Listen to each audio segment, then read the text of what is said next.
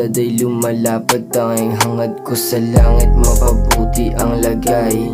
Ako lang maiba, sa trip nyo sumasakay, at sa libreng mga hangin ako ay sumasabay. Tinutodo ko lahat hanggat di pa ako patay. Mabigyan ng sukli yung paghihirap ni inay, kasi di na importante sinasabi ni itay. Puro galit sinasabi, ginawa akong alalay. Ako din nangaani sa tanim kong mga palay. Nakikipagdikitan, daming gusto ipaglaban. Hindi na gaya dati, hahayaan maunahan.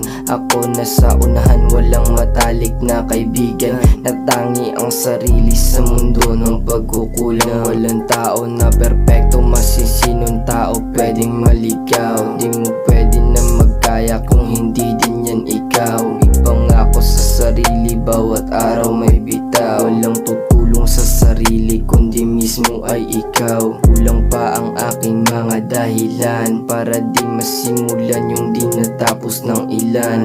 Kung di mo tatapusin, ikaw ang gagapusin. Sa kadenang tumatak, pag-iisip mo lasunin. Mata sa mata, tugo pawis at kaba. Aking mga binuhos para ako'y sumaya. Kasi pera, habol ko yung 30 milyones na sa isip, pati tema na mabenta. Eto'y hango sa istorya, sa sarili kong memorya. Nakatingin ka, gusto mo ba na makopya mga bihisan? Pati aking mga storya maging typical, kasi gusto mong makuha.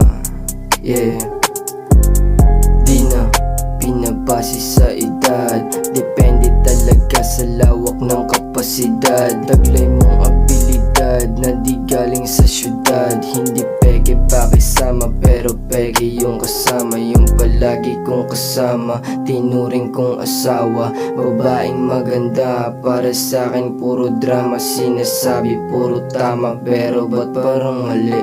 Si Eva yung kumain sa prutas, nagkamali.